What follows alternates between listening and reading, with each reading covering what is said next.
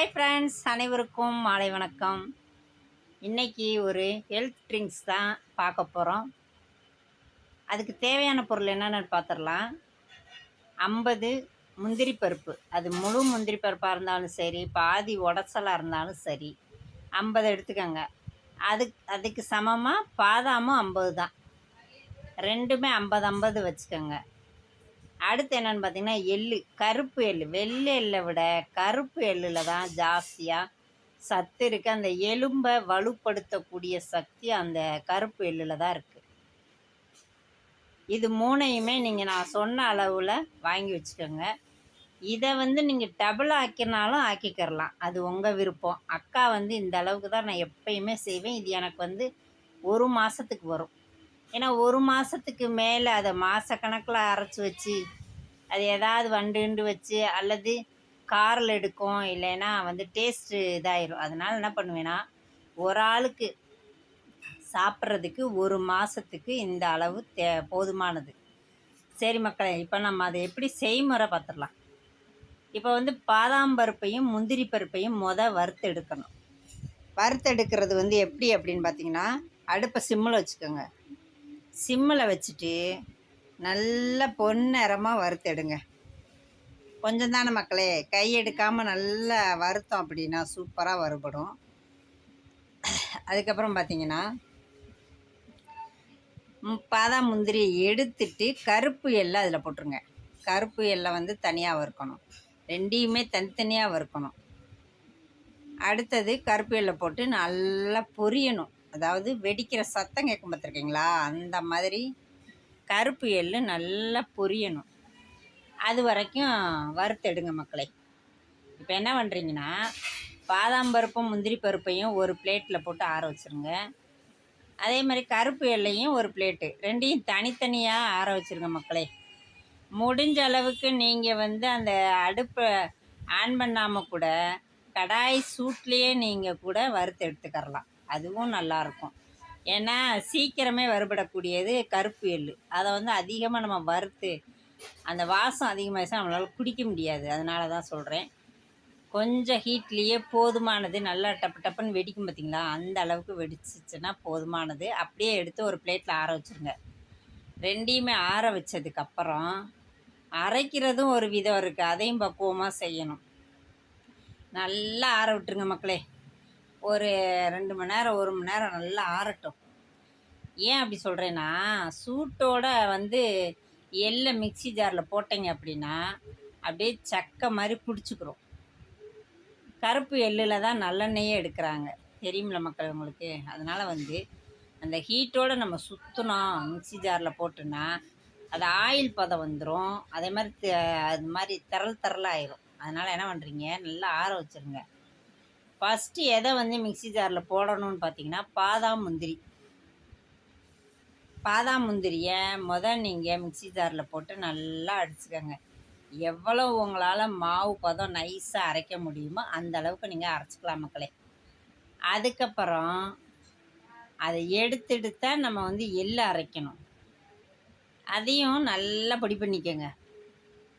அதாவது மிக்சி ஜாரில் எள்ளு அரைக்கும்போது என்ன பண்ணுறீங்கன்னா, ஒரே இதாக அரைக்கக்கூடாது. கொஞ்சம் நேரம் இறக்கி வச்சு நல்லா கிளறி விட்டு அப்படியே அரைச்சி நல்லா எடுத்திங்கன்னா பொழுன்னு நல்லா வந்துடும், சூப்பராக அரைப்படும். அதுக்காக தான் அந்த ஐடியா சொல்கிறேன். ஒரே இதை உருன்னு 1 மணி நேரம் அரைச்சிக்கிருந்தீங்கன்னு வச்சுக்கோங்களேன், அது சரியாக வராது. எண்ணெய் செக்கு மாதிரி அதை அப்படியே சக்கையாக நின்றுக்கிறோம்.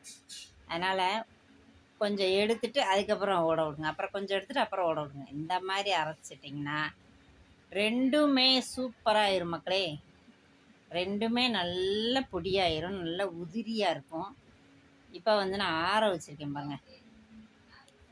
ஆற வச்சதை தான் எடுத்து நம்ம மிக்ஸி ஜாரில் போட்டு நல்லா அரைச்சிக்கிறணும். ரெண்டையுமே அரைச்சி தனித்தனியாக வச்சுக்கோங்க. தனித்தனியாக வச்சுட்டு அதுக்கப்புறமா தான் ரெண்டையும் போட்டு ஒன்றா மிக்ஸ் பண்ணி ஒரு டப்பாவில் ஸ்டோர் பண்ணி வச்சுக்கோங்க மக்களே. டப்பாவில் ஸ்டோர் பண்ணி வச்சுக்கோங்க. இப்போ இதோட நம்ம ஒயிட் சுகர் சேர்க்கலாமா, கருப்பட்டி சேர்க்கலாமா, நாட்டு சர்க்கரையா அப்படின்னு குழப்பம் இருக்கும். அந்த எந்த குழப்பமே உங்களுக்கு வேணாம். நாட்டு சர்க்கரை முடிஞ்ச அளவு சேருங்க மக்களே. ஒயிட் சுகரை அவாய்ட் பண்ணிடுங்க. ஒயிட் சுகர்ன்றது நமக்கு நல்லதில்லை. அதனால் என்ன பண்ணுறீங்க, இதில் வந்து நாட்டு சர்க்கரை போடணும் நீங்கள். இந்த பாருங்க, பாதாம் முந்திரியை தனியாக அரைச்சனா, தனியாக அரைச்சி வச்சிட்டோம் அப்படின்னா நல்லா பொழு பொழுன்னு இருக்கும். அதுக்கப்புறம் நம்ம எள்ளை போட்டு அரைக்கணும். வந்து எள்ளை போட்டு அரைக்கக்கூடாது. அரைச்சிட்டோன்னா அது எண்ணெய் பிசு பிசுப்பு மாதிரி இருக்கும் ஜாரில். இந்த இதையும் போட்டு அரைக்கும்போது நல்லா அரைப்படாது. அதனால தான் தனித்தனியாக அரைங்கன்றேன். அரைச்சிட்டு ரெண்டையும் ஒன்றா போட்டு நல்லா மிக்ஸ் பண்ணிக்கோங்க. மிக்ஸ் பண்ணிவிட்டு ஒரு டப்பாவில் போட்டு ஸ்டோர் பண்ணி வச்சுக்கோங்க. பாருங்கள் எப்படி புட்டு மாதிரி இருக்கா.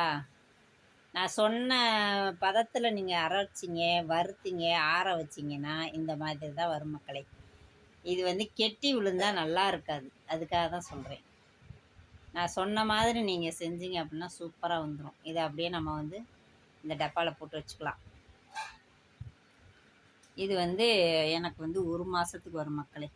பிள்ளைகளுக்கெல்லாம் கொடுப்பேன். கொடுத்தாலும் அவங்க குடிக்க மாட்டாங்க. இது நல்ல சத்து, இரும்பு, அதாவது எலும்புக்கு வந்து இரும்பு சத்து கொடுக்கக்கூடியது. இது வந்து நான் வந்து சும்மாலாம் சொல்லலை மக்களே, என்னுடைய அனுபவத்தில் நான் சொல்கிறேன்.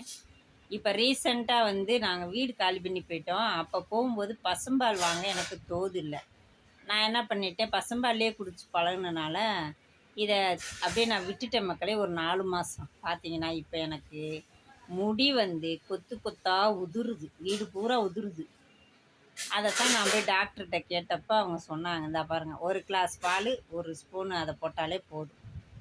டாக்டர்கிட்ட கேட்கும்போது சொன்னாங்க, சத்து உங்களுக்கு ஏதோ ஒரு சத்து குறைவாக இருக்குது, பாதாம் முந்திரியெல்லாம் சாப்பிடுவீங்களா அப்படின்னு கேட்டார். யதார்த்தமாகவே அவர் கேட்டார். இல்லை சார்னே, அதெல்லாம் சேர்த்துக்கிட்டே வாங்க, முடி கொட்டுறது நின்றும். அப்புறம் தான் தோணுச்சு, நான் சாப்பிட்டதையே நான் விட்டுட்டேனே 4 மாதமா அப்படின்னு சொல்லிட்டு, இப்போ பழையபடி நான் ரெடி பண்ணி பாக்கெட் பால்லையே பரவாயில்ல குடிக்கலான்னு சொல்லி நான் ரெடி பண்ணிட்டேன் மக்களே. அதை தான் சரி வீடியோ எடுத்து நம்மளுடைய சப்ஸ்கிரைபர் நம்மளை நம்பி தான் சப்ஸ்கிரைப் பண்ணுறாங்க. அவங்களுக்கு ஒரு நல்ல விஷயத்த சொல்லணும்னு ஆசை. அதனால தான் சொல்லிவிட்டேன். எல்லோரும் இதை ஃபாலோ பண்ணுங்கள். ரொம்ப முக்கியமானது.